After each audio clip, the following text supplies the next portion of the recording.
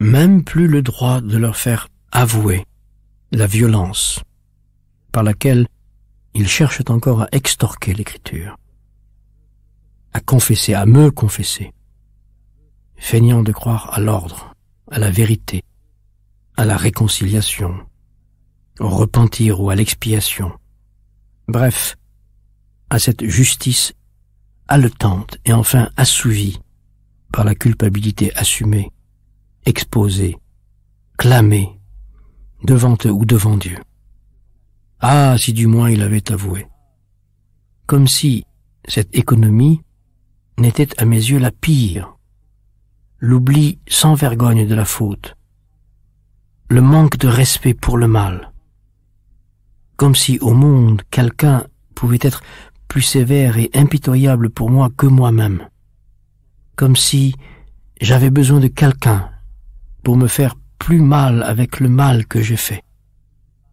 Comme si quelqu'un avait le droit ou le pouvoir de m'en délivrer ou de m'y soustraire par quelque jugement, en prenant connaissance ou en prenant acte de mes crimes, parjures, blasphèmes, de quoi je me mêle.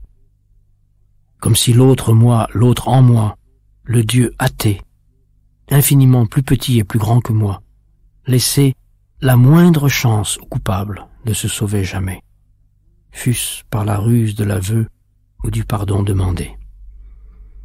Mais pour qui se prennent-ils?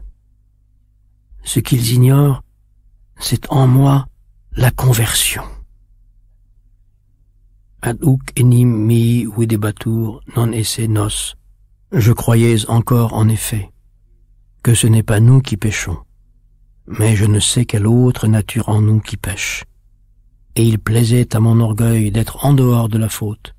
Et, quand j'avais fait quelque mal, je ne voulais pas confesser que je l'avais fait et obtenir ainsi que tu guérisses mon âme puisqu'elle péchait contre toi.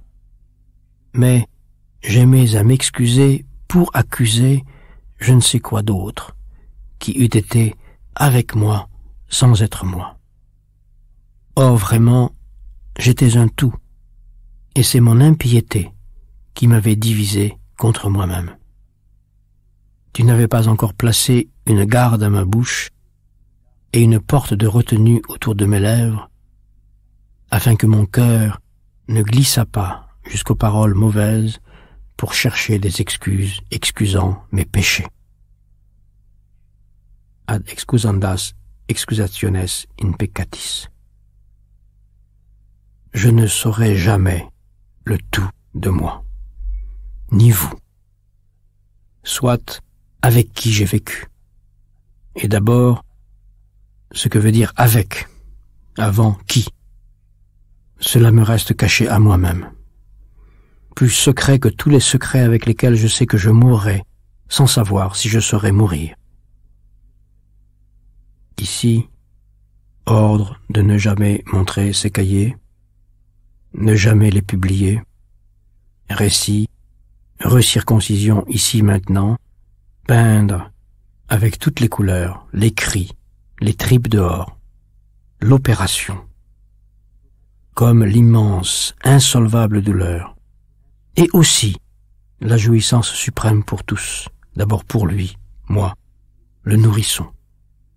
Imaginer l'aimer, me circoncisant elle-même, comme faisait la mère dans le récit biblique, provoquant lentement l'éjaculation dans sa bouche au moment où elle avale la couronne de peau saignante avec le sperme en signe d'alliance exultante, ses jambes ouvertes, les seins entre les miennes, riant, tous deux riant, se passant les peaux de bouche à bouche comme une bague, le pendentif du collier attaché à son cou. 13 octobre 1977. Je remplaçais déjà le mort, et la peur qui me tue devant la mort, la mienne, c'est non la peur de mourir, comme ce serait simple, mais de remplacer encore un mort avant d'avoir pu mourir moi-même. Moi-même, tu m'entends?